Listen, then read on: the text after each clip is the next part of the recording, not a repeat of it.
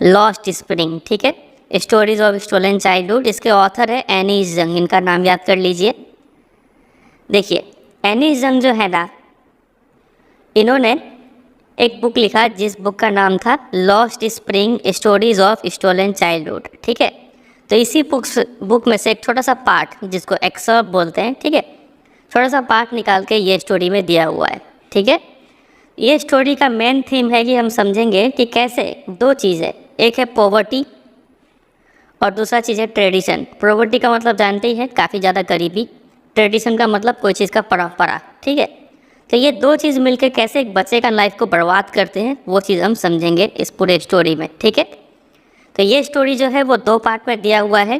पहला पार्ट है ये, पहला पार्ट में मेनली जो मेन कैरेक्टर है वो है साहेब, और दूसरा पार्ट में मुकेश के बारे में कहानी है, ठीक है। चलिए पहले पार्ट से स्टार्ट करते हैं। लिखा है sometimes I find a Ruby in the garbage, और ये इन्वर्टेड कॉमा के अंदर है, मतलब ये किसी ने बोला है।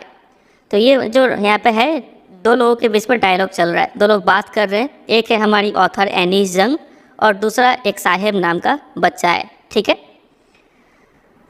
तो साहेब बोलता है कि कभी कभी मुझे इस गार्बेज में, कूड़े में ₹1 का नोट या फिर सिक्का भी मिल जाता है।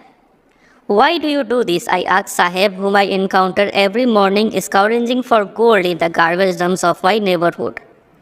तो सीन कुछ ऐसा है कि हमारी जो ऑथर है एनी जंग, उनके पड़ोस में गार्बेज डंप है, कूड़े का ढेर है, ठीक है। तो वो वहाँ पे देखती है कि अक्सर हर सुबह एक बच्चा आता है, साहेब नाम का लड़का, ठीक है।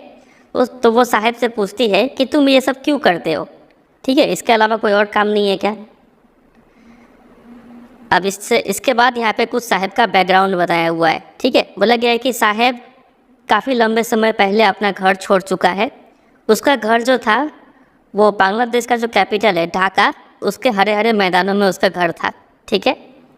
लेकिन साहेब को उसके घर के बारे में not even a distant memory, मतलब एकदम ही याद नहीं है, वो कम्प्लीटली भूल चुका है, ठीक है। वो अपने घर कैसा था, क्या था, भूल गया है, ठीक है। साहेब की माँ जो है वो बोलती है कि एक बार क्या हुआ था कि स्टॉर्म यानी तूफान आया हुआ था। इस तूफान से ने दो चीज़ डिस्ट्रॉय कर दिया। एक था ग्रीन फील्ड बोलने का मतलब है जहाँ पे फसल उगाया गया हो, ठीक है। सारे फसल बर्बाद हो गए और उनका घर भी बर्बाद हो गया, ठीक है। दैट्स वाई दे लेफ्ट, उसलिए वो लोग अपना घर यानी ढाका छोड़ दिए और वो अब एक बड़े शहर में आ चुके हैं। आगे चल के हमें पता चलेगा कौन से बड़े शहर में, ठीक है, इंडिया में आ चुके हैं। और ये लोग इंडिया में आके क्या करते हैं, लुकिंग फॉर गोल्ड, यानी कचरा चुनते हैं और कचरे में कोई भी वैल्यूएबल चीज़ मिल जाए उसी को ये लोग गोल्ड कह रहे हैं, ठीक है। और यही काम करते हैं वो लोग, रैक पिकिंग का, और यहीं पे लोग रह रहे हैं, समझ गए। तो वापस आते हैं कॉन्वर्सेशन में। यहाँ पे ऑथर जो है वो साहेब से पूछ रही होती है कि तुम ये क्यों करते हो। तो साहेब इसका जवाब देता है I have nothing else to do, मेरे पास कुछ और करने को है नहीं, ठीक है, इसलिए हम यही काम करते हैं। ही मटर धीरे से बोलता है लुकिंग अवे, और ऐसा बोलते बोलते वो अपना चेहरा एक तरफ घुमा लेता है। अब ये लाइन के ऊपर एक बार CBSE बोर्ड एग्जाम में क्वेश्चन आया था, ठीक है। ये जो साहेब का ये एक्टिविटी है कि वो बोलते बोलते अपना सिर उधर फेर लेता है, ये एक्टिविटी से क्या दर्शा रहा है। तो ये एक्टिविटी से ये हमें समझ पा रहा है कि साहेब जो है वो काफ़ी एम्बैरेस्ड फील कर रहा है, एम्बैरेसमेंट फील कर रहा है, ठीक है। तो इतना ही आपको लिखना था, एम्बैरेसमेंट वर्ड आपको याद रखना है, ठीक है। तो ये एग्ज़ाम में आया हुआ था, इसको याद रखिएगा। अभी आप सिर्फ समझते चलिए आराम से, ठीक है। आपको लास्ट में बता देंगे कि कहाँ से आपको इंपॉर्टेंट क्वेश्चन आंसर प्रिपेयर करना है। और अगर आपको पता ही है, पहले से आप कनेक्टेड है मेरे से, तो आपको पता ही होगा कहाँ पे इंपॉर्टेंट क्वेश्चन आंसर आपको मिल जाएगा, ठीक है। चलिए अभी आप शांति से स्टोरी को समझिए, ठीक है। तो ऑथर बोलती, तो साहिब यहाँ पे बोला कि मेरे पास कुछ और करने को नहीं है। इसका जवाब में ऑथर बोलती है कि गो टू स्कूल, तो स्कूल जाओ। जनरल रिप्लाई हर कोई बिना सोचे समझे बोल देता है, ठीक है। तो यहाँ पे ऑथर को भी ये बात रियलाइज़ होता है, इसलिए वो बोलती है कि आई से ग्लीबली मतलब कोई चीज़ को बक देना बिना कुछ सोचे समझे, ठीक है। Realising immediately how hollow the advice must sound, author को तुरंत ये रियलाइज़ होता है कि ये जो उन्होंने एडवाइस दिया कि स्कूल जाओ, ये एडवाइस कितना खोखला है, ठीक है। क्यों? क्योंकि there is no school in my neighbourhood. Saheb बोलता है कि मेरे पड़ोसी में कोई स्कूल ही नहीं है, ठीक है। जब वे लोग कोई एक स्कूल बनाएंगे तब हम जाएंगे। अब ये जो हम दे को यहाँ पे अंडरलाइन कर रखे हैं, इसके ऊपर भी एक बार आपके बोर्ड एग्जाम में क्वेश्चन आया हुआ है। एग्जाम में ये लाइन दे देंगे, बोलेंगे ये दे कौन है, कौन लोग स्कूल बनाएंगे, साहिब किसको रेफर कर रहा है, तो यहाँ पे द ऑफिशियल्स, ठीक है, गवर्नमेंट ऑफिशियल्स है उनको रेफर कर रहा है, ठीक है। ये एमसीक्यू के रूप में आया था। चलिए आगे देखिए। If I start a school will you come, I ask half joking. तो एनी जंग जो हमारी ऑथर है वो मजाक करते हुए बोलती है कि अगर मैं एक स्कूल बना दूँ तो क्या तुम आओगे। Yes he says smiling broadly, काफ़ी हंसते हुए बोलता है बिल्कुल। A few days later I see him running up to me, कुछ दिन बाद वो मेरे पास दौड़ते हुए आता है और पूछता है कि क्या आपका स्कूल रेडी हो गया। तो यहाँ तो हमारी ऑथर ने जोकिंगली मजाक करते हुए कह दिया था, लेकिन ये साहब तो उसको सीरियसली ले लिया और पूछता है स्कूल बन गया क्या। तो हमारी ऑथर काफ़ी एम्बैरेस्ड फील करते हुए बोलती है कि एक स्कूल बनने में काफ़ी लंबा समय लगता है, ठीक है। ऑथर को ये बात रियलाइज़ करके काफ़ी एम्बैरेसमेंट फील होता है कि उन्होंने एक ऐसा प्रॉमिस कर दिया जो कि नॉट मेंट, उन्होंने मजाक में बोला था, सीरियसली थोड़ी बोला था, ठीक है। लेकिन ऑथर बोलती है कि ऐसे प्रॉमिसेस इन जैसे बच्चों के लिए कई सारे ऐसे झूठे वादे किए गए हैं, ठीक है। इन हिज ब्लीक वर्ल्ड, इस उनके अंधकार जीवन में ऐसे प्रॉमिसेस बहुत आए हैं, बहुत गए हैं, तो ज़्यादा फर्क नहीं पड़ने वाला है साहेब को, ठीक है। After months of knowing him, कई महीने हो गए उसको जानने के बाद, I ask him his name, मैंने उससे उसका नाम पूछा कि बच्चे तुम्हारा नाम क्या है। साहिब आलम, ही अनाउंसेस, वो अनाउंसमेंट करते हुए मनो बोलता है कि मेरा नाम साहिब आलम है, ठीक है, शॉर्ट में साहिब। तो ये नाम तो काफ़ी ग्रैंड है, ठीक है। He does not know what it means, Sahib को मालूम नहीं है कि उसके नाम का मतलब क्या है। अगर उसे पता चल जाए कि उसके नाम का मतलब है लॉर्ड ऑफ द यूनिवर्स, ठीक है, साहिब आलम का मतलब है यूनिवर्स का राजा, ठीक है, तो उसको ये चीज़ विश्वास होने में काफ़ी मुश्किल होगा, क्योंकि वो तो कचरा चुनता है और फिर नाम ऐसा काफ़ी शाही नाम है, ठीक है, उसको विश्वास नहीं होगा। तो वो इस चीज़ को लेके काफ़ी अनअवेयर है, ठीक है। वो हर रास्ते में रोम यानी भटकता रहता है अपने दोस्तों के साथ, और उनके सारे जो दोस्त हैं सभी बेयर फुट रहते हैं, मतलब किसी का पैर में चप्पल जूता नहीं है, खाली पैर नंगे पैर घूमते रहते हैं, ठीक है। मानो वो हर सुबह निकलते हैं और दोपहर होते होते गायब हो जाते हैं, ठीक है, बर्ड्स की तरह, ठीक है। Over the months I have come to recognise each of them, और कुछ महीनों में मैं सबको पहचानना शुरू कर दी, ऑथर बताती है, ठीक है। एक दिन क्या है कि क्या होता है कि जो हमारी ऑथर है एनी जंग, वो किसी एक बच्चे से पूछती है, साहिब से नहीं, कोई एक बच्चे से पूछती है इन्हीं झुंड में से, ठीक है। पूछते है कि अरे तुम लोग चप्पल क्यों नहीं पहनते हो, ठीक है। My mother didn't bring them down from the shelf, he answer simply. तो वो बच्चा जवाब देता है कि मेरी मम्मी शेल्फ से चप्पल उतार के देती ही नहीं है, इसलिए नहीं पहनते हैं। अनदर, एक दूसरा बच्चा बोलता है कि अगर उसकी मम्मी उसे चप्पल उतार के दे भी देगी ना, तो वो क्या करेगा, फेंक देगा, ठीक है। वो बच्चा जवाब देता है, दूसरा बच्चा, ठीक है। वो दूसरा बच्चा खुद एक ऐसा शूज़ पहना हुआ होता है जो कि मैच नहीं कर रहा है, मतलब एक पैर में कोई और टाइप का शू, दूसरे में कोई और टाइप का शू, ठीक है। When I comment on it, he shuffles his feet and says nothing. जब ऑथर कमेंट कर दिया कि अरे तुमने तो अनमैच शू पहन कर रखा हुआ है, तो वो ये सुन के वो बच्चा जो है काफ़ी शर्मा जाता है और अपने पैर को छिपाने की कोशिश करता है, ठीक है। और नथिंग, सेज नथिंग, कुछ नहीं बोलता है। फिर एक तीसरा बच्चा है, ठीक है, वो बोलता है कि आई वॉन्ट शूज़, मुझे तो जूता ही चाहिए, इसलिए हम चप्पल नहीं पहनते हैं, ठीक है। Who has never owned a pair on his life, उसके पूरे जीवन में उसने जूता तक नहीं पहना हुआ है, ठीक है। काफ़ी बुरा हालत है इन लोगों का, ठीक है। Travelling across the country I have seen children walking bear foot in cities on village road. तो हमारी जो ऑथर है उन्होंने पूरा इंडिया घूमा है, ठीक है, और वो नोटिस की है कि यहाँ के जो बच्चे हैं वो नंगे पैर ही घूमते हैं, चाहे वो शहर के बाद बच्चे हो या फिर विलेजेस के बच्चे हो, ठीक है। It is not lack of money, ऐसा लगता है कि पैसा का कमी नहीं है, but a tradition to stay bare foot is one explanation. जब हम पूछते हैं लोगों से तो लोग ये एक्सप्लेनेशन देते हैं कि ये पैसा की कमी के कारण जूते नहीं पहनते, जूते चप्पल इसलिए नहीं पहन रहे, ये जूते चप्पल इसलिए नहीं पहन रहे क्योंकि यहाँ पे ट्रेडिशन है नंगे पैर घूमना, ठीक है। ये एक एक्सप्लेनेशन आता है लोगों की तरफ से। I wonder if this is only an excuse to explain away a perpetual state of poverty. और हमारी ऑथर सोचती है कि ये तो सिर्फ बहाना है कि ये हमारा ट्रेडिशन है नंगे पैर रहने का, ठीक है। असली रीज़न तो क्या है, पॉवर्टी के कारण तुम लोग अफोर्ड ही नहीं कर सकते, इसलिए तुम लोग चप्पल जूता नहीं पहनते हो। ये बात हमारी जो ऑथर है एनी इज़म वो सोचती है। ठीक है, या तो समझ में आ रहा है? चलिए आगे बढ़ते हैं। I remember a story a man from UDP once told me. अब हमारी जो ऑथर है एनी इज़म, उनको एक स्टोरी याद आता है। ये स्टोरी जो है एक मैन था UDP से, वो मैन ऑथर को बोला हुआ था। ठीक है, स्टोरी ऐसा था कि as a young boy he would go to school past an old temple where his father was a priest. ये जो मैन था UDP का, वो बचपन में क्या करता था, एक स्कूल में जाता था। ठीक है, वो स्कूल एक ओल्ड टेम्पल को क्रॉस करके था, मतलब पहले ओल्ड टेम्पल आता था रास्ते में, उसके बाद स्कूल आता था। ठीक है, और इसी टेम्पल में उसके पिताजी पुजारी थे। ठीक है, he would stop briefly at the temple and pray for a pair of shoe. तो ये जो मैन था जब छोटा था, वो थोड़े देर के लिए टेम्पल में रुकता था और क्या करता था, प्रे करता था कि उसको कहीं से भी एक पेयर ऑफ शू मिल जाए, जूते का जोड़ा मिल जाए। ठीक है, और 30 साल बाद I visited his town and the temple where which was now drowned in an air of desolation. अब 30 साल बाद जो हमारी ऑथर है वापस उस टाउन को विजिट करती है और टेम्पल को विजिट करती है, जिस टाउन का माहौल काफ़ी क्या था, डेसोलेशन, काफ़ी लगभग निराशा सा लग रहा था वहाँ पे। ठीक है, इन द बैकयार्ड, टेम्पल का जो पीछे का एरिया था, ठीक है, where live the new priest, अब वहाँ पे एक नया पुजारी आ चुका था। There were red and white plastic chairs, उस बैकयार्ड में लाल रंग के सफ़ेद रंग के प्लास्टिक के चेयर रखे हुए थे।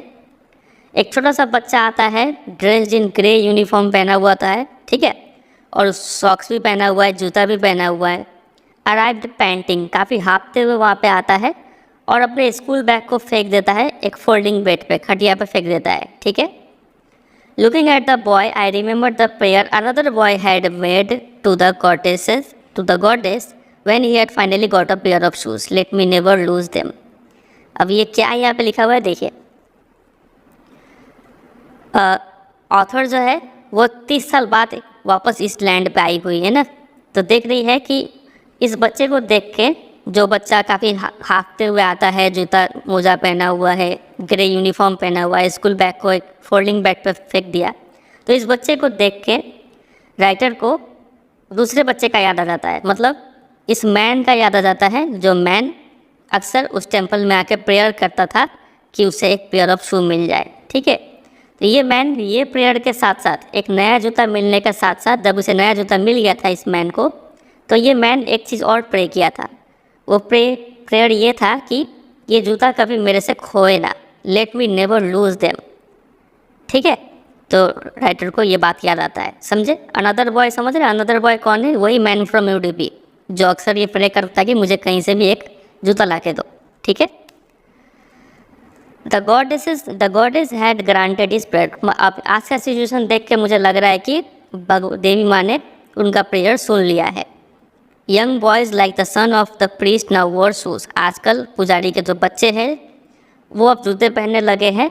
But many others like the rag pickers in my neighbourhood remain shoelace. लेकिन अभी भी कई सारे ऐसे बच्चे हैं, जैसे कि मेरे पड़ोस के जो रैक पिकर्स है, जो कचरे चुनते हैं, वो अभी भी शूलेस है, उनको अभी भी जूता नहीं मिला है। ठीक है, चलिए आगे देखते हैं।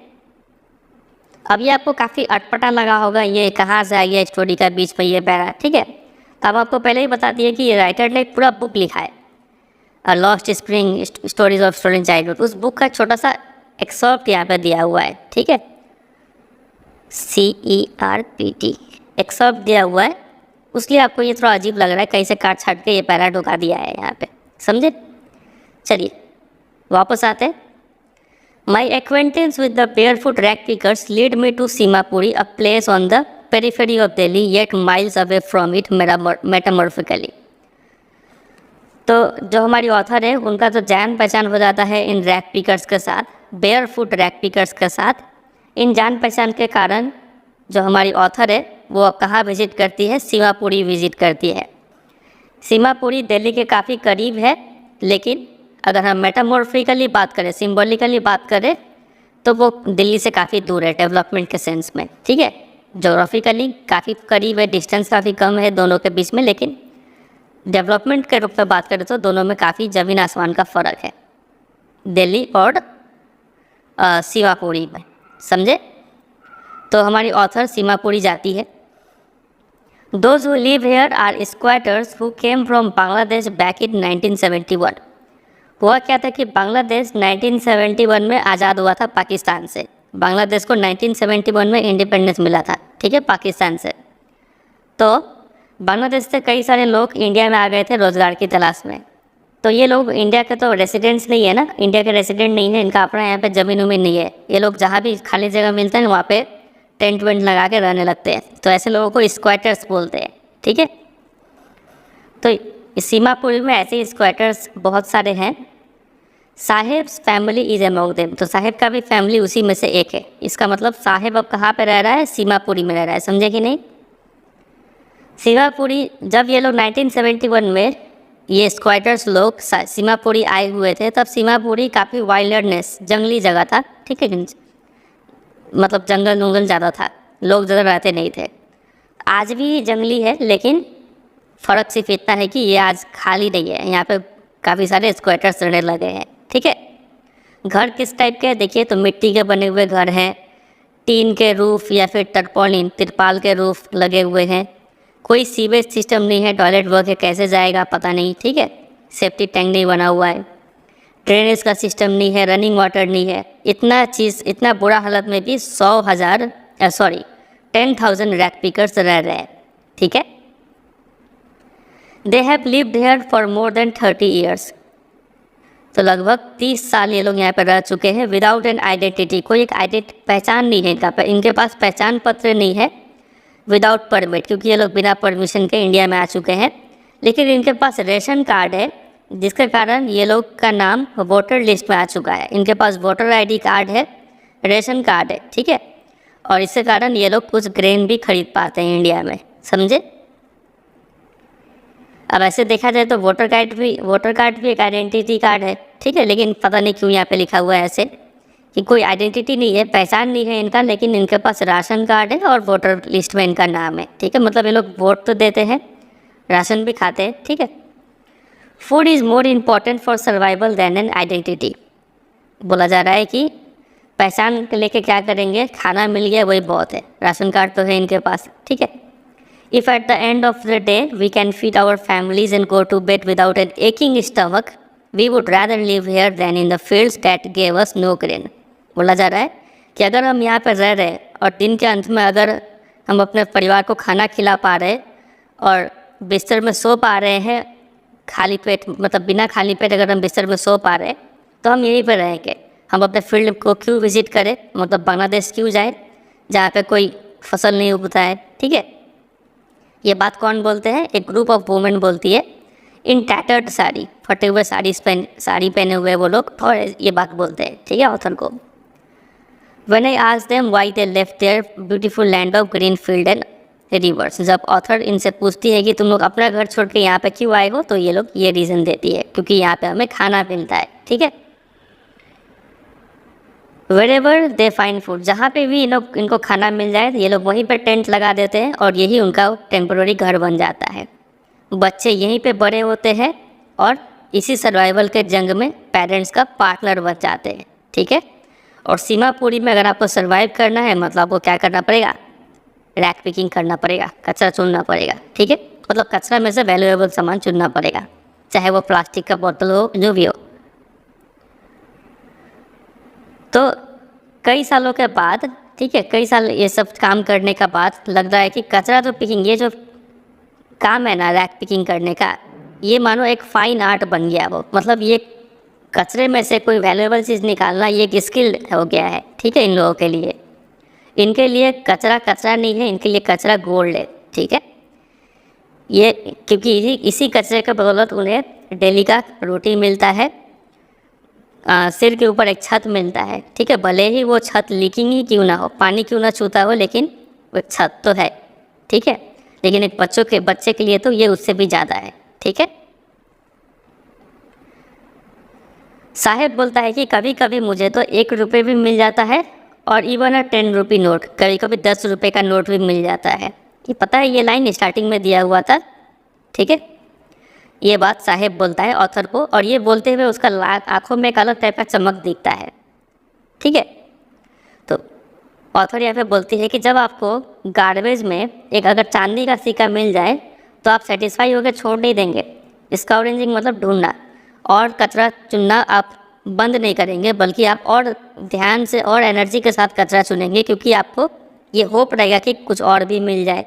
ठीक है, तो ऐसा लग रहा था कि सीमापुरी के जो बच्चे हैं इनके लिए गार्बेज का मतलब कुछ और ही है। ठीक है, और पेरेंट्स के लिए गार्बेज का मतलब कुछ और ही है। यहाँ पे बच्चों के लिए गार्बेज का मतलब एक रहस्य है, एक वंडर है कि यहाँ पे पता नहीं क्या सरप्राइज मिल जाए। ठीक है, और एल्डर्स यानी पेरेंट्स के लिए गार्बेज का मतलब क्या है, ये एक मीन्स ऑफ सर्वाइवल है। इनसे इनको ब्रेड मिलता है, हेड के ऊपर रूफ मिलता है। ठीक है, चलिए फिर एक सुबह क्या होता है कि ठंडी की सुबह रहता है, मतलब ठंड का सुबह रहता है। ऑथर जो है वो साहेब को देखती है। साहेब कहाँ खड़ा है, ऑथर के पड़ोस में ही एक क्लब है। ठीक है, जहाँ पे कुछ young man, 2 young man white कपड़े पहने हुए थे और टेनिस खेल रहे थे। ठीक है, तो उसी क्लब के जो फेंस गेट था, गेट पे खड़ा होकर साहेब देख रहा था इस टेनिस गेम को। आई लाइक द गेम, और देखते हुए बोलता है कि मुझे ये गेम काफ़ी पसंद है, और काफ़ी वो कंटेंट जहाँ ये सेटिस्फाइड है इस गेम को देखते हुए। ठीक है, I go inside when no one is around, he admit. Sahib ये एडमिट करता है, मतलब ऑथर से बोलता है कि मैं अंदर तब जाता हूँ जब अंदर कोई नहीं रहता है। जो गेट कीपर है, जो गार्ड है, वो मुझे वहाँ पे झूला भी झूलने देता है। ठीक है, Saheb too is wearing tennis shoes, और आज तो एक अजीब बात यह भी है कि साहेब भी जूता पहना हुआ था। भले इस डायग्राम में तो खाली पैर ही है, लेकिन यहाँ पे लिखा हुआ है कि वो टेनिस शूज़ पहना हुआ था, जो कि काफ़ी अजीब से दिख रहे थे उसके डिसकलर्ड शर्ट और शॉर्ट्स पे। जो वो हाफ पैंट पहना हुआ था, जो शर्ट पहना हुआ था, तो काफ़ी पुराने फटे चीटे थे, उस पर उसने एक टेनिस शू पहन लिया था। अब आप सोच रहे होंगे कि ये गरीब बच्चे के पास, साहिब के पास ये टेनिस शू आया कहाँ से, क्या इसने चोरी किया क्या? चलिए देखते हैं। साहिब यहाँ पे बोलता है कि someone gave them to me, he says in a manner of explanation। मानो वो एक्सप्लेन करते हुए बोलता है कि किसी ने मुझे ये दिया है, मतलब किसी ने साहिब को जूते दिए हैं। ठीक है, The fact that they are discarded shoes of some rich boy who perhaps refused to wear them because of a hole in one of them does not bother him। अब हमें समझ में आया कि एक रिच बॉय था, rich boy ने उस शू को डिस्कार्ड कर दिया। ठीक है, इसलिए रिफ्यूज़ कर दिया पहनने से, क्योंकि उसमें से एक जूते में क्या था, होल था। ठीक है, इसलिए उस रिच बॉय ने ये जूता फेंक दिया, मतलब ये जूता साहिब ने ले लिया। ठीक है, और ये जूता पहन के काफ़ी खुश है। समझ रहे हैं?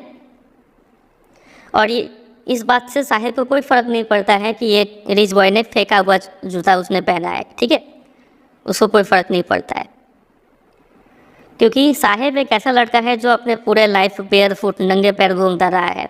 तो उसके लिए एक जूता मिल जाना, भले ही उसमें एक होल क्यों ना हो, उसके लिए तो ये क्या है, like a dream come true. उसका सपना मानो सच हो गया हो ऐसा जूता पहन के। समझ रहे हैं आज भी कैसे कैसे लोग रह रहे हैं। अब आप क्या दोष देंगे, इसका किस्मत ही बुरा है। ठीक है, कि ये ऐसे माहौल में पैदा हो गया। But the game he is watching so intently is out of his reach. लेकिन वो गेम, यानी जो टेनिस गेम, वो कितने ध्यान से जो देख रहा था, ये उसके पहुँच के बाहर है, जो भले ही वो जूता क्यों ना पहन के आया वो। समझ रहे?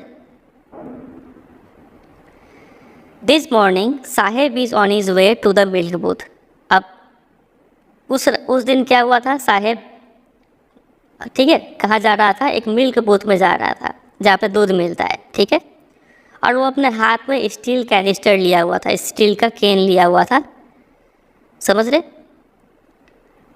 इसमें दूध था। ठीक है, और साहिब बोलता है कि I now work in a tea stall down the road, he says pointing in the distance. वो हाथ से इशारा करते हुए बोलता है कि मैं उस चाय दुकान में काम करता हूँ। ठीक है, और चाय दुकान में वो स्टील के कैनिस्टर में दूध लेके जा रहा था। ठीक है, I am paid 800 rupees and all my bill. Sahib बोलता है कि मुझे 800 रुपये मिलता है खिला पिला के। ठीक है, 2 टाइम का खाना और 800 रुपये मिलता है। Does he like the job, I ask. Author पूछती है साहिब से कि क्या तुमको ये जॉब पसंद आ रहा है? पहले साहिब का जॉब क्या था, रैक पिकिंग करना, कचरा चुनना। अब साहब एक चाय दुकान में काम करता है, तो क्या ये नया काम उसको पसंद आ रहा है क्या? तो ये क्वेश्चन सुन के ही साहब का फेस जो था has lost the care free look. साहब का जो चेहरा था वो अचानक से मुरझा गया। पहले साहब भले ही कचरा चुनता था लेकिन वो काफ़ी केयर फ्री था, किसी के अंडर नहीं था। कचरा अच्छा मिला तो खाएगा, कचरा नहीं मिला तो मतलब कुछ वैल्यूएबल चीज़ नहीं मिला तो वो नहीं खाएगा, भूखा सो जाएगा। लेकिन वो अपना मालिक खुद था उस समय में। लेकिन आज के टाइम पे वो एक टी स्टॉल में काम कर रहा है, वो फ्रीडम खो चुका है वो, ठीक है, उसको कुछ काम करना ही पड़ेगा, ऐसा कुछ था। The steel canister seems heavier than the plastic bag he would carry so lightly over his shoulder. बोला हुआ है कि जो स्टील कैनिस्टर है वो उसके कंधों पे ज़्यादा भारी लग रहा है उस प्लास्टिक बैग के मुकाबले। जो प्लास्टिक बैग वो काफ़ी आराम से अपने शोल्डर पे कैरी किया करता था, क्योंकि वे प्लास्टिक बैग, मैंने ये जो कचरा चुनने वाला जो बैग था वो उसका था, द बैग वॉज हीज। लेकिन आज जो वो कैनिस्टर कैरी कर रहा है, ये कैनिस्टर उस मैन को बिलोंग करता है जो कि टी शॉप का मालिक है।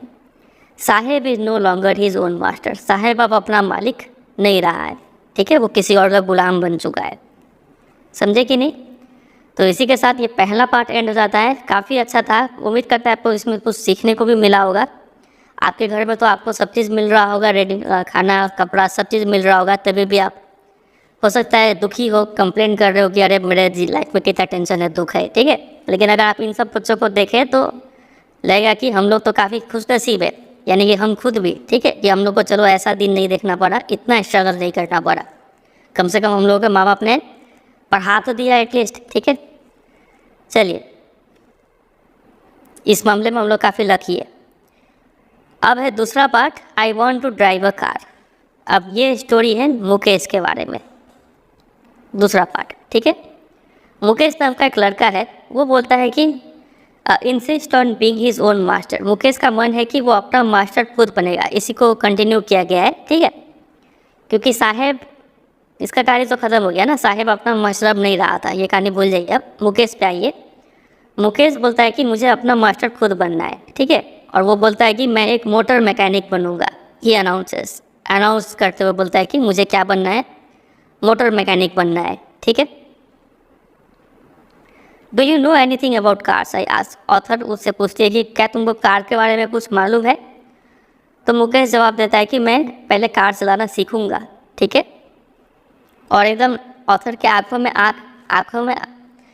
आँख डालकर बात करता है ये, मतलब काफ़ी कॉन्फिडेंस के साथ बोलता है कि मुझे बनना ही है motor mechanic. His dreams looks like a mirage amid the dust of street that fill his town Firozabad famous for its bangles. अब ये काफ़ी इंपॉर्टेंट लाइन है, देखिए। मुकेश का जो ड्रीम है, ड्रीम क्या है? एक मोटर मैकेनिक बनना। ये ड्रीम एक मिराज की तरह है। मिराज क्या होता है? एक ऑप्टिकल फिनोमेनन है, मतलब कोई भी डेजर्ट एरिया है, जब काफ़ी ज़्यादा टेम्परेचर हो जाता है और अगर आप यहाँ से जा रहे हैं तो आपको ऐसा लगेगा, ऐसा इल्यूजन होगा कि यहाँ पे पानी है, ठीक है, कुछ रिफ्लेक्शन वगैरह दिखने लगता है। तो इसी फिनोमेनन को मिराज बोलते हैं। तो ये असलियत में पानी नहीं होता, एक भ्रम होता है, ठीक है। तो यहाँ पे मुकेश का जो ड्रीम है इसको एक मिराज बोला गया है, मतलब एक भ्रम की तरह बोला गया है। क्यों? क्योंकि मुकेश जो है वो फिरोज़ाबाद में रहता है, फिरोज़ाबाद के धूल भरे रास्तों में रहता है। और ये फिरोज़ाबाद शहर जो है ना, ये फेमस है अपने बैंगल्स यानी चूड़ियों के लिए फेमस है, ठीक है। चलिए आगे पढ़ेंगे तो समझ में आएगा क्यों यहाँ पे ऑथर ऐसा बोल रही है, क्यों उसके ड्रीम को मिराज कहा उसने, क्यों भ्रम है, मुकेश क्यों अपना ये सपना पूरा नहीं कर सकता है। देखिए, फिरोज़ाबाद में क्या होता है कि हर दूसरा फैमिली बैंगल मेकिंग बिजनेस में इंगेज्ड है। हर दूसरा फैमिली चूड़ी बनाता है, ठीक है। इंडिया का जो ग्लास ब्लोइंग इंडस्ट्री है मतलब उसका सेंटर है ये फिरोज़ाबाद, ठीक है। सबसे ज़्यादा चूड़ी फिरोज़ाबाद में बनता है। Where families have spent generations working around furnaces welding glass making bangles for all the women in the land it seems. मानो इस धरती पे जितने भी वुमेन है सबके लिए चूड़ियाँ इसी लैंड यानी इसी फिरोज़ाबाद से बन के आ रहा है। यहाँ पे लोग जो है कई सारे पीढ़ियों से ये काम करते हुए आ रहे हैं, ठीक है। भट्टी करके काम करते हैं, ग्लास को वेल्ड करते हैं और बैंगल्स बनाते हैं, ठीक है। तो मुकेश का फैमिली भी इसी में से एक था। मुकेश का फैमिली भी क्या करते थे, बैंगल्स बनाते थे। लेकिन इन लोगों को ये बात मालूम नहीं था कि इस काम में बच्चों को इन्वॉल्व करना इलीगल है, क्योंकि ये एक चाइल्ड लेबर है, ठीक है। क्योंकि ग्लास फर्नेस में काम करना, जहाँ पे ग्लास को पिघलाया जाता है, इसका जो भट्टी होता है वहाँ पे काफ़ी हाई टेम्परेचर हो जाता है, और जो रूम्स होते हैं वो काफ़ी डिंजी सिकुड़े छोटे छोटे होते हैं, जहाँ पे ठीक से ना हवा आता है ना लाइट आता है, ठीक है। तो ऐसी जगह पे बच्चों को काम कराना काफ़ी इलीगल होता है, ठीक है। और अगर यहाँ पे लॉ लागू कर दिया जाए तो यहाँ पे मुकेश और इसके जैसे जो 20,000 बच्चे हैं ये इस गर्म भट्टी से बाहर आ जाएंगे, ठीक है। यहाँ पे ऐसे 20,000 बच्चे काम करते हैं, और ये अपना जो डे लाइट आवर्स है उसको स्लॉग करते हैं। Slog their daylight hour मतलब दिन में काफ़ी मेहनत से काम करते हैं लोग। और इस भट्टी में जहाँ पे लाइट नहीं है, आपको सिर्फ मतलब आग ही देखते रहना है। तो आप लगातार सिर्फ आग देखते रहेंगे ना, तो आपको आँख पे काफ़ी बुरा असर पड़ता है। तो इसीलिए कई सारे बच्चे जो है वो अपने आँखों का ब्राइटनेस, रोशनी खो देते हैं, समझ रहे, अंधे हो जाते हैं। तो यहाँ पे लिखा हुआ है मुकेश's eyes beams as he volunteers to take me home, which he proudly says is being rebuilt। Mukesh बोलता है ऑथर को कि चलिए आपको घर दिखा दे अपना, और ये जब बोलता है ना तो उसके आँख में चमक दिखता है, और बोलता है कि मेरा घर अभी अभी नया बना है, वापस रिपेयर करके बनाया हुआ है, चलिए हम आपको घर दिखाते हैं, ठीक है। तो ऑथर और मुकेश दोनों चलते हुए जा रहे हैं stinking lens choked with garbage. जो गली से जा रहे हैं वो गार्बेज से एकदम चोक भर चुका है, काफ़ी गंद आ रहा है वहाँ पे कचरे का, ठीक है। ये लोग ऐसे ऐसे घर को क्रॉस करते हैं जो कि मानो एक होवल विथ क्रम्बलिंग वॉल्स, एक मानो टेम्प्रोरी स्ट्रक्चर है, झोपड़ी की तरह है, जिसका वॉल्स क्रम्बल कर रहा है, अब लगभग टूटने ही वाला है, हिल रहा है। वॉबली डोर्स, दरवाज़ा मतलब एक बार बंद कीजिएगा तो कांपने लगेगा, ठीक है। कोई खिड़की नहीं है। ऐसे ऐसे घर को ये लोग क्रॉस करते हैं, और इन सभी घरों में क्राउडेड है with families of humans and animals.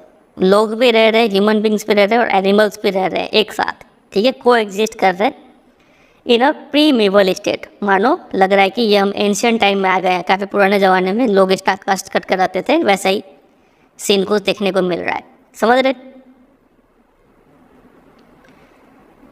तो Mukesh stops at the door of one such house. तो ऐसे एक घर के दरवाजे के आगे मुकेश रुकता है, bangs a wobbly iron door with his foot, अपने पैरों से लात मार के दरवाज़ा खोलता है। तो ये लोग अंदर जाते हैं तो देखते हैं ये हाफ बिल्ड शैक है, ठीक है, आधा बना हुआ एक झोपड़ी है। इन वन पार्ट ऑफ इस झोपड़ी के अंदर thatched with a dead grass is a firewood stove. एक चूल्हा है, ठीक है, पुआल उवाल लेके बना हुआ है। उस चूल्हे के ऊपर चढ़ा हुआ है एक सिजलिंग स्पिनाच लीव्स, मतलब पालक का कुछ सब्जी उब्जी बन रहा है उसमें, ठीक है, एक बर्तन में, इसका मतलब उबलने का आवाज़ आ रहा है, ठीक है। और ग्राउंड पर रखा हुआ है एक बहुत बड़ा एल्युमिनियम प्लेट। इस एल्युमिनियम प्लेट में कटे हुए सब्जी रखे हुए हैं, ठीक है। तो खाना बन रहा है, बोलने का बात है। तो खाना बना कौन रही है? एक फ्रेल मतलब वीक यंग वुमेन, एक काफ़ी जवान सी औरत, ठीक है, छोटी उम्र वाली औरत, और काफ़ी दुबली पतली सी, वो खाना बना रही है, ठीक है, फॉर द होल फैमिली, अकेले बना रही है। इवनिंग मील मतलब रात का खाना बना रही है, ठीक है। Through eyes filled with smoke she smiles. उसके और वो चूल्हा में बना रही है तो काफ़ी धुआं हो रहा है वहाँ पे स्मोक से, मानो उसका आँख भर गया हो, ठीक है, आँख में पानी आ गया हो, वैसे आँखों से ही वो स्माइल करती है, ठीक है। तो ये फ्रेल यंग वुमेन है कौन? तो ये है, she is the wife of Mukesh's elder brother. Mukesh का बड़ा भैया का बीवी है, मतलब ये मुकेश का भाभी है, समझे कि नहीं। उम्र में तो ज़्यादा बड़ी नहीं लग रही है, लेकिन अभी से वो एक बहू का दर्जा संभाल रही है, डॉटर इन लॉ है वो उस घर की, ठीक है। और 3 मर्दों का ख्याल वो रखती है। एक तो उसके पति हो गए, एक मुकेश हो गया, और एक उनके पिताजी, ठीक है, मतलब मुकेश के पिताजी, ये लोग हैं घर में। तो ये 3 मर्दों का खाना मतलब उनको देख रेख करती है, ठीक है। When the older man enters, जब ये ओल्डर मैन यानी मुकेश के पापा जब घर में आते हैं, उस रूम में आते हैं, तो ये जो औरत है यंग वोमन, ठीक है, फ्रेल यंग वोमन, ये तुरंत ही क्या करती है, उस टूटे हुए वॉल के पीछे जाके छिप जाती है और अपना पल्लू जो है वो अपने सिर पे लाती है, चेहरे पल्लू से चेहरे को ढक लेती है। क्योंकि यहाँ पे कस्टम है, कस्टम समझ रहे, ट्रेडिशन है कि डॉटर इन लॉ जो है, जो बहुएं होती हैं, उनको मेल एल्डर्स के सामने अपना फेस को घूंघट में ढकना होता है। समझ रहे कि यहाँ का कस्टम है। In this case the elder is an impoverished bangle maker. तो यहाँ पे अब इनके पिताजी का जिक्र किया हुआ है कि ये कैसे है। ये इम्पोवरिश्ड, काफ़ी गरीब है, एक चूड़ी बनाने वाले इंसान है, ठीक है। काफ़ी लंबे समय से काफ़ी मेहनत किए हैं ये, पहले टेलर के रूप में काम करते थे, फिर बैंगल मेकिंग में आए, ठीक है। लेकिन काफ़ी मेहनत करने का बाद भी वो अपने घर को पूरी नहीं बना पाए, क्योंकि इनका घर अभी भी लिखा हुआ था यहाँ पे हाफ बिल्ड शैक। कहाँ गया वो, इधर कहीं पर लिखा हुआ था, ये रहा, हाफ बिल्ड था अभी भी। तो अभी भी वो घर को पूरी रिनोवेट नहीं कर पाए हैं, ठीक है। और send his 2 sons to school, ना अपने बच्चों को स्कूल में पढ़ा पाए। वो अपना पूरा ज़िंदगी एक ही काम कर पाए हैं, वो अपने बच्चों को ये आर्ट सिखा दिए हैं, the art of making bangle, चूड़ी कैसे बनता है ये काम सिखा दिए बच्चों को, ठीक है। अब देखिए, मुकेश की जो दादी माँ है, मुकेश की ग्रैंड मदर है, वो बोलती है कि ये मुकेश का कर्म है, उसका डेस्टिनी है, यही उसके किस्मत में लिखा हुआ है, उसे यही करना पड़ेगा, ठीक है। उसकी दादी माँ ने देखा है कि उनका खुद का हस्बैंड यानी मुकेश के जो दादाजी थे वो अंधे हो गए, इसी ग्लास बैंगल को पॉलिश करते हुए जो डस्ट था, ये डस्ट उनकी आंखों में ज़्यादा के वो अंधे हो गए, ठीक है। तो दादी माँ बोलती है कि can a God given lineage ever be broken सिम्प्लाइज। वो बोलती है कि भगवान का दिया हुआ जो लीनेज है, जो काम है, ठीक है, ये हमारे पूर्वजों का दिया हुआ है, इस काम को हम तोड़ नहीं सकते, कोई हमारा घर से दूसरा काम नहीं कर सकता है, समझ रहे। हम लोग इसी में पैदा हुए हैं, born in the caste of bangle makers. हम इसी कास्ट में जब पैदा हो गए हैं तो they have seen nothing but bangles, हमने कुछ और तो देखा ही नहीं है, हमने सिर्फ चूड़ी ही देखा है। घर में हो, आंगन में हो, दूसरे घर में हो, दूसरे घर का आंगन हो, फिरोजाबाद का हर एक रास्ता हो, हर जगह हमने क्या देखा है, सिर्फ बैंगल्स ही देखा है। तो हमें क्या करना है, बैंगल्स ही बनाना है। बात अगर ही समझ रहे। इसीलिए यहाँ पे जो स्टार्टिंग में लिखा हुआ था कि मुकेश का जो ड्रीम है मोटर मैकेनिक बनने का, ये सिर्फ एक मिराज है, एक भ्रम है, क्योंकि वो ये छोड़ के कुछ और कर ही नहीं पाएगा। आगे देखते हैं क्या लिखा हुआ है। स्पाइरल्स ऑफ बैंगल्स, अलग अलग टाइप के जो बैंगल्स है, सनी गोल्ड हो गया, पैडी ग्रीन कलर का, रॉयल ब्लू कलर का, pink, purple, every colour born out of the 7 colours of rainbow. Rainbow में 7 कलर होते हैं, बेबी, और ठीक है, उसके 7 कलर को मिला के जितना भी कलर बन सकता है, उस सब रंगों के चूड़ियाँ यहाँ पे ढेरों में पड़े हुए हैं, अनकेम्प्ड यार्ड्स में, ठीक है, जो आंगन में काफ़ी गंदा सा आंगन है उस पर पड़े हुए हैं। फिर यही चूड़ियों को उठा के 4 व्हील्ड हैंड कार्ट, जो ठेला है, उस पर रख दिया जाता है, और इस ठेले को यंग मैन पुश करते हुए टाउन के सिकरे हुए गलियों में ले जाते हैं और बेचते हैं, ठीक है। एंड इन डार्क हटमेंट्स, और घरों में जो अंधकार से झोपड़ी, अंधकार जो झोपड़ी है, उस झोपड़ी के अंदर क्या होता है, next to lines of flames of flickering oil flame sit boys and girls with their fathers and mothers welding pieces of coloured glass into circles of bangles. देखिए लिखा हुआ है कि लाइन से जो बच्चे हैं, चाहे वो लड़का हो या फिर लड़की हो, लाइन से सब बैठ जाते हैं अपने मम्मी पापा के साथ, ठीक है। और उनके सामने क्या है, flames of flickering oil lamps, जो ऑयल का लैंप होता है, डिबिया, ठीक है, वो रखा हुआ है उनके सामने, ठीक है। और ये इस डिबिये में क्या कर रहे हैं, कलर्ड ग्लास को वेल्ड कर रहे हैं इनटू सर्कल्स ऑफ बैंगल्स, गोल गोल चूड़ियाँ बना रहे हैं, समझ रहे हैं। तो अंधकार झोपड़ी में आप सिर्फ डिबिया के सामने बैठ के ग्लास को वेल्ड कर रहे हैं, जो कि काफ़ी शार्प लाइट देता है आपकी आँखों को। तो इससे क्या होता है कि ये जो बच्चे हैं ये काफ़ी मतलब कम उम्र में ही रोशनी खो देते हैं आँखों का, अंधे हो जाते हैं, ठीक है। इनका जो आँख है वो ज़्यादा एडजस्ट हो गया है डार्क में, ये अंधेरे में ज़्यादा अच्छा देख पाते हैं लाइट के मुकाबले। अगर इनको दिन में बाहर निकाल दिया जाए तो इनको थोड़ा देखने में प्रॉब्लम होगा। ये तो आप भी ऑब्जर्व किए होंगे कि जब आप हॉल से बाहर निकलते हैं या फिर अचानक हॉल में जाते हैं तो आपको थोड़ा टाइम लगता है एडजस्ट होने में, तब आपको दिखने लगता है, ठीक है। फिर आगे देखिए, डैट इज़ वाई, यही कारण है कि ये लोग एडल्ट होने से पहले ही अपना आई साइट लूज़ कर देते हैं, समझे। अब एक और लड़की है जिसका नाम है सविता, एक यंग गर्ल है जो कि ड्रैब पिंक ड्रेस पहनी हुई है। ड्रैब यानी जिसमें कोई ब्राइटनेस नहीं हो, रंग झड़ गया है वैसे पिंक ड्रेस पहनी हुई है, ठीक है। वो एक एल्डरली वुमन के बगल में बैठी हुई है और क्या कर रही है, soldering pieces of glass, glass को जोड़ रही है, ठीक है। और उसके हाथ इतने तेज चल रहे हैं मानो मशीन की तरह काम कर रहे हैं, मशीन के किसी एक पार्ट की तरह उसके हाथ इतने तेज चल रहे हैं। I wonder if she knows the sanctity of the bangles she helps make. वो जो बना रही है, क्या बना रही है, चूड़ियाँ बना रही है। तो हमारी जो ऑथर है एलिसन, वो सोचती है कि क्या इसे पता है कि जो ये चूड़ियाँ बना रही है वो कितना मतलब कितना प्योर है, ठीक है, कितना मतलब पवित्र माना जाता है इन चूड़ियों को। क्योंकि चूड़ियाँ बैंगल जो है वो क्या सिंबलाइज करते हैं, ये किसी भी इंडियन वुमेन का सुहाग होता है, ठीक है, काफ़ी शुभ माना जाता है, ऑस्पिशियसनेस इन मैरिज, ठीक है। It will dawn on her suddenly one day, एक दिन अचानक उसे ये बात समझ में आएगा जब उसके सिर के ऊपर लाल रंग का दुपट्टा मतलब क्या बोलते हैं उसको, घूंघट रख दिया जाएगा, ठीक है। और जब उसके हाथों में मेहंदी लगाई जाएंगी, ठीक है, और जब उसके हाथों में ये लाल लाल चूड़ियाँ डाली जाएंगी, तब उसे ये पता चलेगा कि ये चूड़ियों का महत्व क्या है, ठीक है।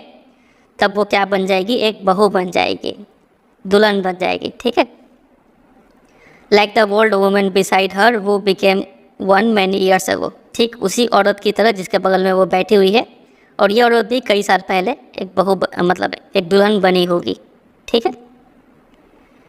She still has bangles on her wrist but no light in her eyes. वो जो एल्डरली वुमन बैठी हुई है, ओल्ड वुमन, उनके हाथों में भी चूड़ियाँ है लेकिन उनके आँखों में कोई चमक नहीं है। वो औरत बोलती है कि एक वक्त से भर खाना भी नहीं खाया, मतलब कोई ऐसा टाइम नहीं मिला है इनको कि भर पेट खाना खाया है। वो रोज़ इनको थोड़ा कम ही खाना खा के सोना पड़ता है, ठीक है। ऐसे आवाज़ में बोलती है, उनका आवाज़ में कोई खुशी नहीं है। She has not enjoyed even one full meal in her entire life. इसी को ट्रांसलेट करके यहाँ पर लिखा हुआ है, that's what she has reaped, यही उन्होंने पूरा जीवन में पाया है। और उनके जो हस्बैंड है, ओल्ड मैन है, काफ़ी बड़े बड़े दाढ़ी है उनके, वो बोलते हैं कि I know nothing accept bangles, मुझे तो चूड़ी छोड़कर कुछ मालूम ही नहीं है, ठीक है। All I have done is making a house for the family to live in. काफ़ी प्राउडली बोलते हैं कि मैंने तो अपने जीवन में एक बड़ा काम कर दिया है। वो बड़ा काम क्या है, मैंने अपने परिवार के लिए घर बना दिया है, ठीक है। उसके पति को सुन के तो ऐसा लगता है कि मानो उसने कुछ ऐसा चीज़ अचीव कर लिया है जो काफ़ी लोग अपने जीवन भर में भी नहीं कर पाते हैं। वो चीज़ क्या है, अपने घर के ऊपर एक छत पाना। ये सच मायने में भी ये सही बात है कि सिर के ऊपर छत होना है काफ़ी बड़ा बात माना जाता है इन जैसे गरीबों के लिए, ठीक है। The cry of not having money to do anything except carry on the business of making bangles, not even enough to eat rings in every home. ये जो चीख है, ये जो रोना है कि हमारे पास तो पैसा ही नहीं है कि कुछ हम और बिजनेस स्टार्ट कर पाए, हमारे पास सिर्फ इतना ही रिसोर्स है कि हम सिर्फ चूड़ी बना सकते हैं, ठीक है। ये चीख हर घर में सुनाई पड़ता है, सब घर में यही रोना है, ठीक है, कि हम तो कुछ और कर ही नहीं सकते, हमारे पास पैसा ही नहीं है, ठीक है। तो इसलिए लोग क्या कर रहे हैं, चूड़ी बना रहे हैं।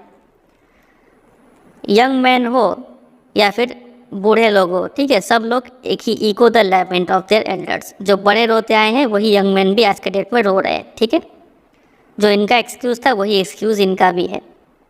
Little has moved with time, वक्त के साथ काफ़ी कम चीज़ चेंज हुआ है ऐसा लग रहा है, ठीक है। फिरोज़ाबाद में जब आप ऐसे मेहनत करें, ऐसे टॉयल करें जैसे कि माइंड ना हो जाए, इतना मेहनत करें कि दिमाग सुन पड़ जाए, इनका सारा जो इनिशिएटिव है और जो एबिलिटी टू ड्रीम है वो सब खत्म हो चुका है। इस लाइन को वापस देखिए, years of mind numbing toil, इतना ऐसे मेहनत करना मानो दिमाग सुन पड़ जाए, ठीक है। इतना मेहनत करने के बाद कोई इनके अंदर नया करने का कोई एनर्जी नहीं है और इनको कुछ नया सपना देखने का भी कोई क्षमता नहीं है, क्योंकि ये लोग सुबह उठते हैं, चूड़ी बनाते हैं, रात को इतना थक जाते हैं, आधा पेट खाना खा के सो जाते हैं। दिन पर दिन ये लोग क्या हो रहे हैं, डिटोरिएट हो रहे हैं, इनका शारीरिक और मानसिक क्षमता जो है वो ख़त्म हो रहा है, ठीक है। तो ये लोग कहाँ से कोई नया इनिशिएटिव लेंगे, कहाँ से नया एनर्जी के साथ कोई नया काम या फिर नया सपना देखेंगे। ऐसा कुछ सीन ही नहीं है यहाँ पे, समझ रहे हैं। फिर आगे देखिए, राइटर यहाँ पे इनको एक एडवाइस देती है कि आप लोग एक कोऑपरेटिव क्यों नहीं बना लेते हैं। कोऑपरेटिव आपको क्लास 10 में पढ़ाए थे इकोनॉमिक्स में, ठीक है। मतलब कुछ लोग हैं वो अकेले अकेले चूड़ी बना रहे हैं, क्या करेंगे अब सब मिल के चूड़ी बनाएंगे, ताकि जो जब ये लोग बेचने जाएंगे तो इनको अच्छा भाव में सामान मिलेगा। रॉ मटेरियल भी जब खरीदेंगे तो ज़्यादा रॉ मटेरियल चाहिए होगा, कम दाम में रॉ मटेरियल आएगा, ज़्यादा दाम में सामान बिकेगा, ठीक है। तो ये कुछ फ़ायदा मिलेगा कोऑपरेटिव का। ऑथर जो है ये बात बोलती है कुछ ग्रुप ऑफ यंग मैन को, ठीक है, जो लोग vicious circle of middle man के चक्कर में पड़ चुके हैं। मतलब मिडिल मैन के चक्कर में पड़ चुके हैं ये लोग। अपना सामान मिडिल मैन को देते हैं पहले अकेले, ठीक है, एक साथ मिल के तो नहीं, ये अकेले एक मिडिल मैन को देता है, वो मिडिल मैन बजा के बाजार में बेचता है, ठीक है। फिर ये दूसरा किसी मिडिल मैन को देता है, ये अब जाकर बाजार में बेचता है। तो इन सबसे इनका इनकम काफ़ी कम हो गया है, ठीक है। तो इनके पिताजी भी और दादा भी, परदादा भी, ये लोग भी इसी मिडिल मैन के चक्कर में पड़ के बर्बाद हो गए। तो ये यंग मैन भी ऐसे ही बर्बाद हो रहे हैं। तो इनको बचाने के लिए राइटर जो है उनको एडवाइस देती है कि आप लोग कोऑपरेटिव क्यों नहीं बना लेते। तो ये यंग मैन जवाब देते हैं कि अगर हम लोग ऑर्गेनाइज हो भी जाए कोऑपरेटिव में तो हम ही लोग होंगे जो पुलिस के द्वारा मारे जाएंगे, पीटे जाएंगे, ठीक है, भगाए जाएंगे और हम ही को जेल में बंद किया जाएगा, कुछ ना कुछ इलीगल चार्ज लगा के हम पे, ठीक है। जैसे there is no leader among them, उनके बीच में कोई ऐसा इंसान नहीं है जो लीडर का भूमिका निभा पाए। कोई ऐसा नहीं है जो उनको ये चीज़ दिखा पाए कि अरे आप चोरी नहीं सिर्फ बहुत चीज़ कर सकते हो। चीज़ों को दूसरे तरीके से देखने का किसी के पास क्षमता नहीं है, ठीक है। देयर फादर्स भी उतने ही थके हुए हैं जितने कि ये यंग मैन थके हुए हैं, ठीक है। और ये लोग एंडलेसली लगातार ये लोग इसी चीज़ में बात करते रहते हैं। अगर आप ऐसे चार अगर बूढ़े लोगों के पास अगर आप बैठ जाए या फिर चार जवान लोगों के पास अगर आप बैठ जाए तो आपको सिर्फ एक ही बात सुनने को मिलेगा, वो होगा गरीबी का, ग्रीड का, इनजस्टिस का, ठीक है, अपैथी का। यही सब सिर्फ दुख पे रह लोग रोते रहेंगे, ठीक है। तो इन लोगों का बात सुनने का बाद आपको दो टाइप का वर्ल्ड देखने को मिलता है। एक वर्ल्ड है ऐसे फैमिलियों का जो कि पॉवर्टी में और अपने कास्ट में, ठीक है, बैंगल मेकिंग कास्ट में फंस के रह चुके हैं। और दूसरा वर्ल्ड है इन साहूकार, मिडलमैन, पुलिसमैन लोगों का, कीपर्स ऑफ लॉ लोगों का, ब्यूरोक्रेट्स लोगों का, पॉलिटिशियन लोगों का, जो लोग सारा मलाई खा रहे हैं और ये लोग काफ़ी स्ट्रगल कर रहे हैं, समझ रहे। तो ये दो टाइप का वर्ल्ड देखने को मिलता है। तो ये दोनों ही जो वर्ल्ड है ना, दोनों मिल के सबसे ज़्यादा डैमेज किसको किए हैं, बच्चों को डैमेज किए हैं। बच्चे के ऊपर इतना बोझ डाल दिए कि बच्चा इस बोझ को हटा नहीं पा रहा है। और जब तक बच्चे को ये बात समझ में आता है कि हम कुछ गलत काम कर रहे हैं, सब क्या कर रहे हैं, इसके अलावा हम पढ़ सकते थे, कुछ और काम कर सकते थे, कुछ स्किल सीख सकते थे, ठीक है, तब तक काफ़ी लेट हो जाता है। जब तक बच्चे को ये बात रियलाइज़ होता है तब तक काफ़ी लेट हो जाता है, क्योंकि वो भी इस बात को उतना एक्सेप्ट कर चुका है जैसे कि उसके पिताजी एक्सेप्ट कर लिए थे, समझ रहे। कुछ नया चीज़ करना, टू डू एनीथिंग एल्स, इसका मतलब होगा कि आप यहाँ पे अलग कर रहे हैं, आप हिम्मत दिखा रहे हैं। और हिम्मत दिखाना is not part of his growing up. उसको कभी सिखाया ही नहीं गया कि हिम्मत कैसे दिखाया जाता है, ठीक है, कुछ नया कैसे किया जाता है।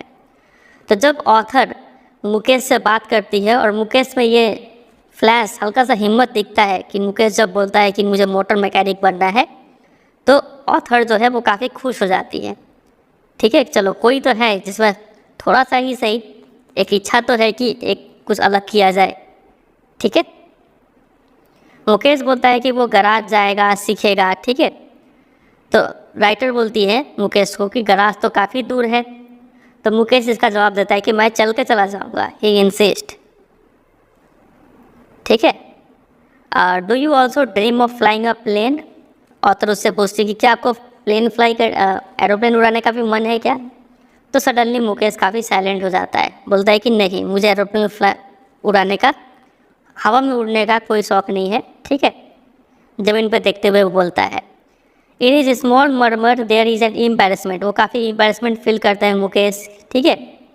That has not yet turn into regret. लेकिन इस बात से खुशी है, भले ही वो शर्मिंदा है अपने गरीबी को लेकिन वो रिग्रेट फिरोज़ाबाद के जो यंग मैन है और जो ओल्ड मैन है उनकी तरह अफसोस तो नहीं कर रहे, बैठ कर रो तो नहीं रहे, ठीक है। अभी एम्बैरेसमेंट है, बस वो शर्मिंदा है। इसके अंदर अभी भी ये चाह है कि ये कुछ अलग करे, लेकिन ये यंग मैन और ये ओल्ड मैन तो इनके अंदर तो ये चाह मर चुका है, ठीक है।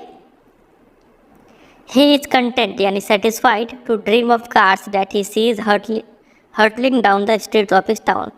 मुकेश काफ़ी सेटिस्फाइड है कार्स का ही सपना देखकर, ठीक है। और वैसे भी फिरोज़ाबाद जो जगह है यहाँ पे काफ़ी कम एरोप्लेन उड़ाए जाते हैं, ठीक है। ऊपर वो ज़्यादा एरोप्लेन उड़ता ही नहीं है, इसलिए मुकेश कभी देखा ही नहीं है कि एरोप्लेन बोल के भी कोई चीज़ होता है, इसलिए वो कार का ही ड्रीम करके सेटिस्फाइड है, ठीक है। इसके ऊपर भी